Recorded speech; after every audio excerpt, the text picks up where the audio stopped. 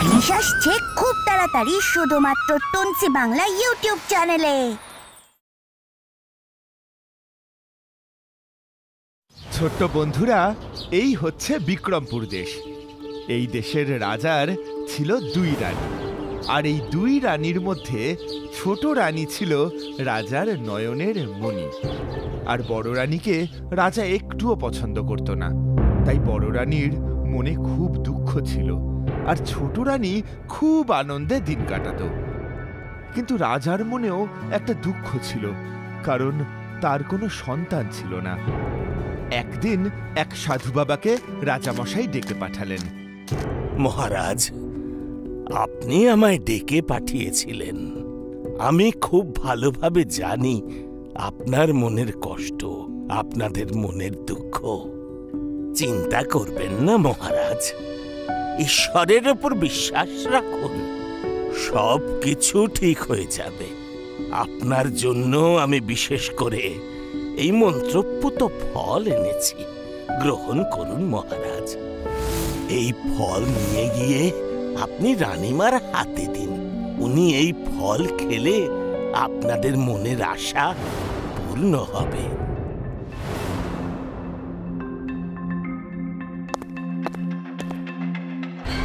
ইস, কি বাজে খেতে ফলটা! এই ফল কি খাওয়া যায় নাকি? ছি, রাজামশাই কি আর কোনো ফল খুঁজে পেলেন না? শেষে কিনা আমার জন্য এই বাজে ফল আনলেন। কি খবর বলো মন্ত্রী।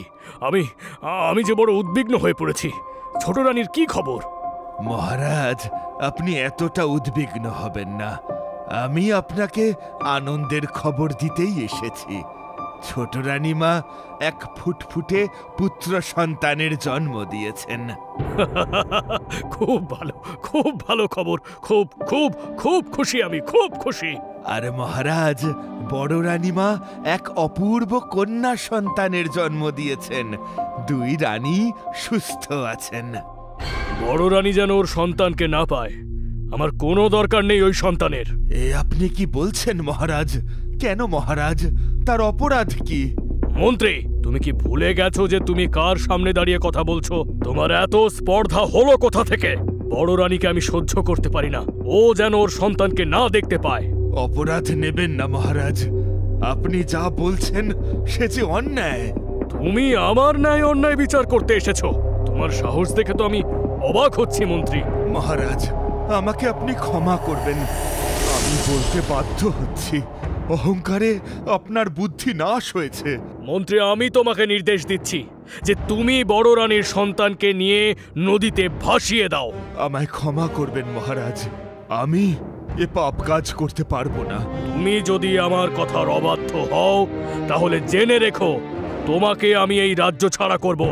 এই রাজবাড়ির দরজা তোমার জন্য চিরকালের মতো বন্ধ হয়ে যাবে। মহারাজ, এই বয়সে আমি কোথায় যাব? বাড়িতে আমার স্ত্রী, 2 সন্তান রয়েছে। মন্ত্রী, আমি তোমাকে আরো একটা সুযোগ দিচ্ছি। তুমি আরো একবার ভেবে দেখো।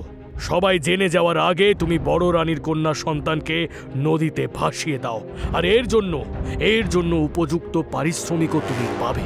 মহারাজ, আমি নিরুপায়, আপনি যেমন বলবেন আমি তেমনই করব। রাজার নির্দেশ মতো মন্ত্রী ঘুমন্ত বড় রানীর পাশ থেকে তার সদ্যজাত কন্যা সন্তানকে নিয়ে রাজমহল থেকে বেরিয়ে গেল। তারপর কন্যাটিকে নদীতে ভাসিয়ে দিল।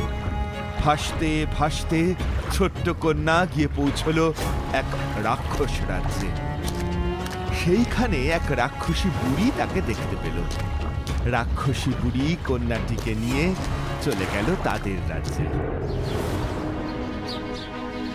রে, তোরা সব গেলি কোথায়? রাক্ষস খক্ষস গুলো কোথায় তোরা? এদিকে আয়, দেখে যা কাকে এনেছি। আমাদের ডাকছিলে রাক্ষসী বুড়ি? কেমন মানুষ গন্ধ পাচ্ছি না। এই তো দেখছি একটা মানুষের বাচ্চা। ও মা, কোথা থেকে আনলে? এই মানুষের বাচ্চাটাকে?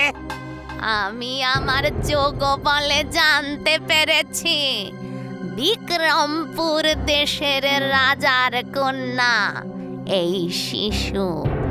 রাজা একে জলে ভাসিয়ে দিয়েছে। ও রাক্ষসী বুড়ি, ও রাক্ষসী বুড়ি, তুমি কি এই মানুষের বাচ্চাটাকে তোমার কাছে রাখবে নাকি?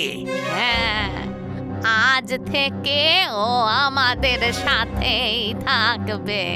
ঠিক আছে রাক্ষসী বুড়ি। যাই, আমি এখন ওকে নিয়ে আমার ঘরে যাই।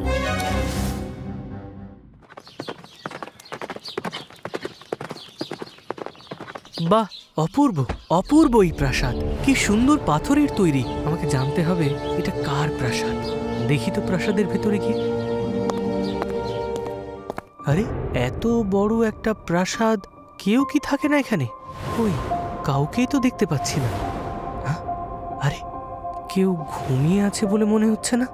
যাই তো ঘরের ভেতরটা গিয়ে দেখি। এত বড় প্রাসাদে এক পরমা সুন্দরী কন্যা একা একা ঘুমোচ্ছে।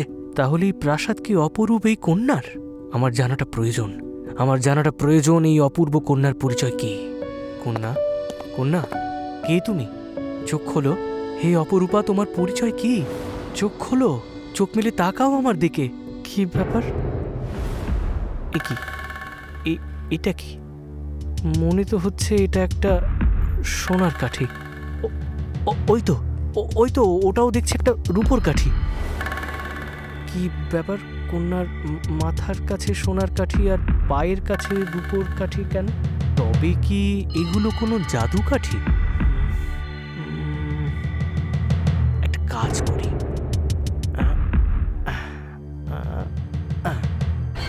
এ কি? কে তুমি? তুমি কে? তোমার নাম কি? আমার নাম শতরূপা। তুমি কে? আগে তো কখনো তোমাকে এই রাক্ষসপুরীতে দেখিনি। এটা রাক্ষসপুরী? হ্যাঁ, এটা রাক্ষসপুরী। কিন্তু তুমি?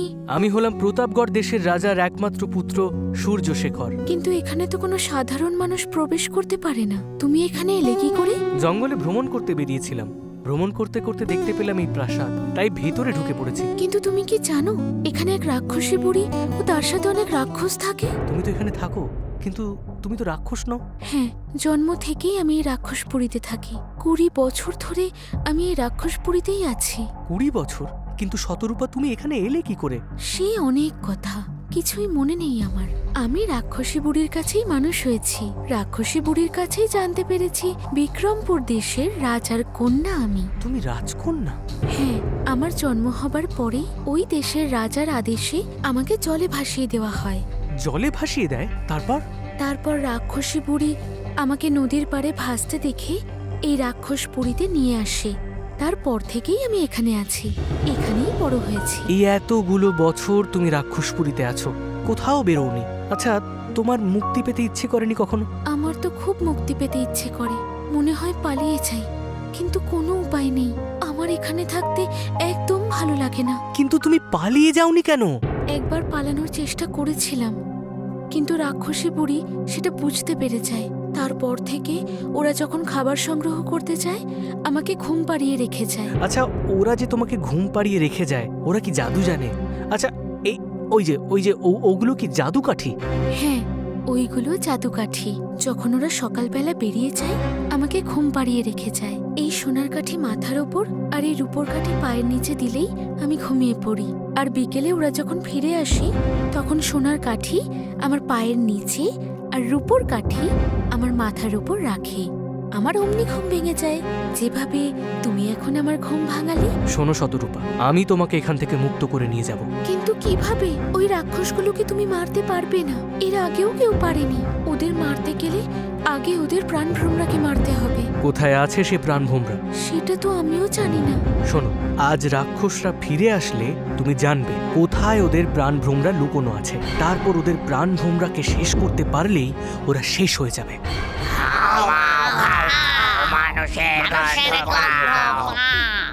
রাজকুমার, ওরা এসে গেছে। তুমি আমাকে আবার ঘুম পাড়িয়ে দাও, আর তুমি ওইদিকে পিছনের দরজা দিয়ে বেরিয়ে যাও।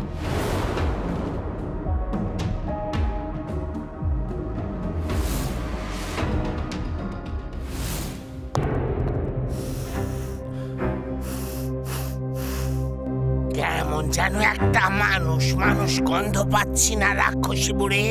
রাক্ষসী বুড়ি, আমিও কিন্তু মানুষ মানুষ গন্ধ পাচ্ছি। মানুষের গন্ধ তো আমিও পাচ্ছি, কিন্তু কাউকে তো দেখতে পাচ্ছি না। রাজকন্যাকে ঘুম থেকে ওঠাও, ওকেই জিজ্ঞেস করো রাক্ষসী বুড়ি। তুই ঠিকই বলেছিস।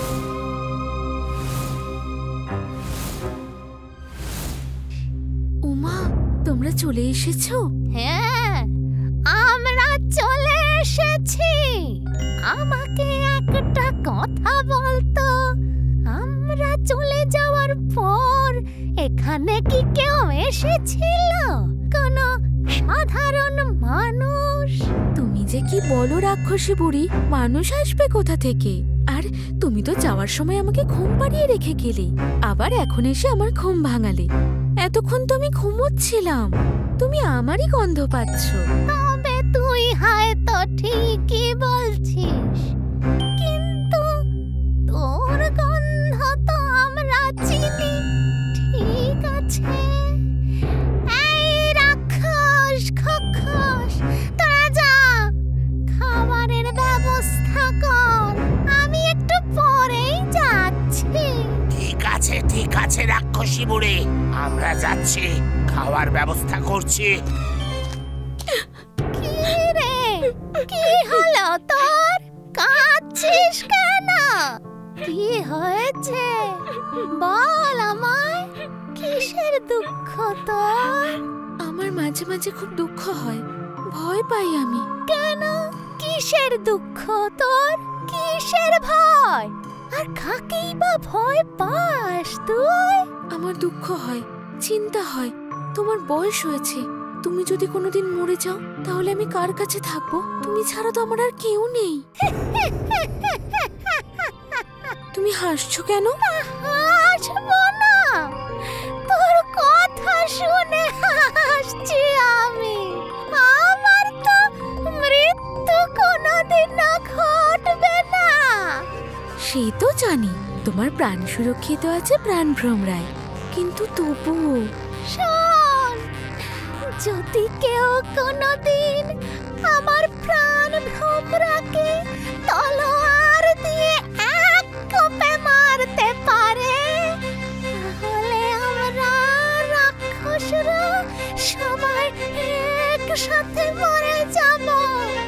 আমার প্রাণ ভ্রমরাকে মারতে না পারলে কেউ কোনোদিন আমাদের মারতে পারবে না।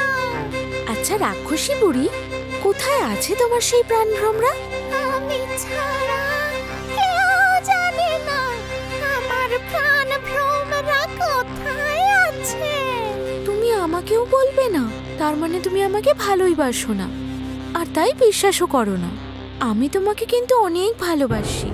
আমি ছাড়া কেউ তো জানে না, কিন্তু তুই যখন এত করে বলছিস, ঠিক আছে, আমি তোকে বলছি।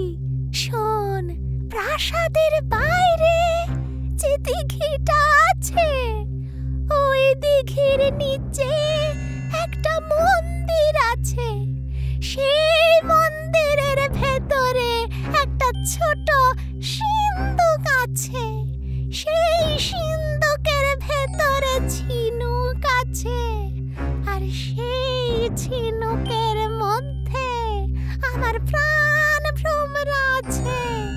সেই ভ্রমরাকে এক কোপে মারতে পারলে আমরা সবাই মরে যাব।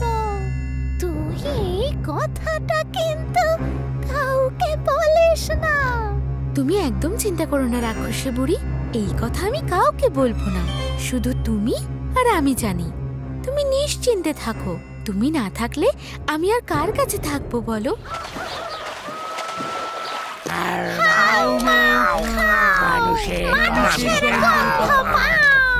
রাক্ষসী বুড়ি, বলি ও রাক্ষসী বুড়ি, চলো আজ আমরা নদীর ওপারের জঙ্গলটায় যাই। অনেকদিন ওই জঙ্গলটায় আমরা যাইনি।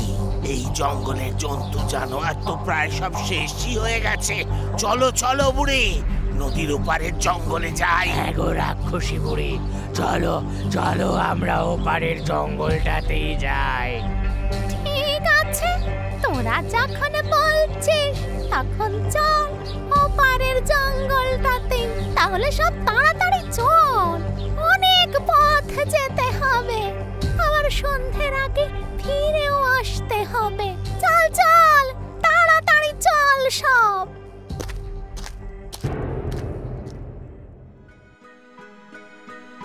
ও, তুমি এসেছো রাজপুত্র, কিন্তু ওরা তোমায় দেখতে পায়নি তো? হ্যাঁ, আমি এসেছি রাজকন্যা তোমাকে উদ্ধার করতে। তুমি চিন্তা করো না, ওরা কেউ আমাকে দেখতে পায়নি। আমি তো পিছনের দরজা দিয়ে বাইরে বেরিয়ে লুকিয়েছিলাম। সকালে ওরা বেরিয়ে যাওয়ার পরই আমি তোমার কাছে এলাম। আচ্ছা, তুমি কি জানতে পারলে কোথায় আছে ওদের প্রাণভ্রমরা? হ্যাঁ, আমি জানতে পেরেছি। আমি রাক্ষসী বুড়িকে জিজ্ঞাসা করেছি। বলো বলো রাজকন্যা, কি করলে ওদের মৃত্যু ঘটবে? কিসের দুঃখ তোর? আমার মাঝে মাঝে খুব দুঃখ হয়, ভয় পাই আমি। কেন? তোমার বয়স হয়েছে, তুমি যদি কোনোদিন মরে যাও তাহলে আমি কার কাছে থাকবো? আমার তো মৃত্যু কোনোদিন ঘটবে না।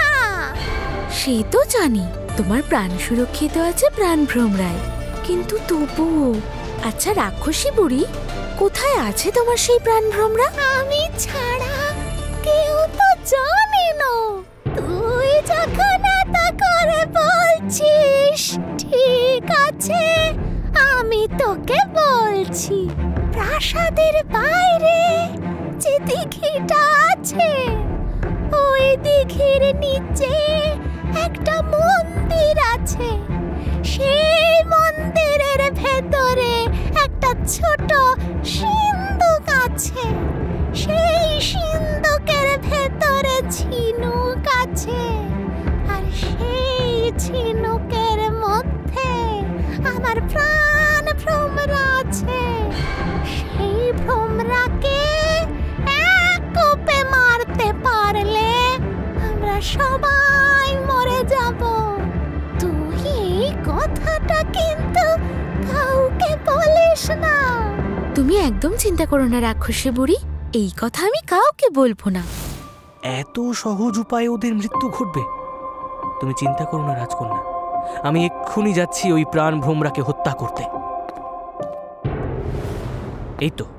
এই তো সেই দিঘি।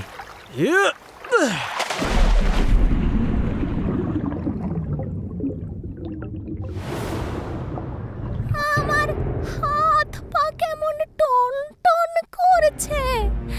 তাহলে কি জলের নিচে মন্দিরের কাছে কেউ গেছে নাকি? হ্যাঁ হ্যাঁ রাক্ষসী বুড়ি, আমারও হাত পাও যেন কেমন টন টন করছে। ও বাবা, টন টন করছে, একটু বসি। রাজকন্যা যে বলেছিল এই মন্দিরের ভেতরেই আছে ছোট্ট সিন্দুক, কিন্তু কোথায়? আমি তো কিছুই দেখতে পাচ্ছি না। ওই তো একটা সিন্দুক দেখা যাচ্ছে। যাই তো, এগিয়ে গিয়ে দেখি তো।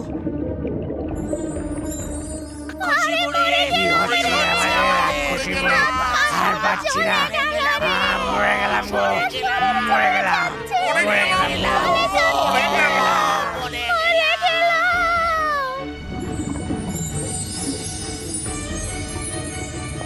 এই সেই ঝিনুক, আর এই হলো সেই প্রাণভ্রমরা। এই প্রাণভ্রমরাকে এক কোপে কাটতে হবে।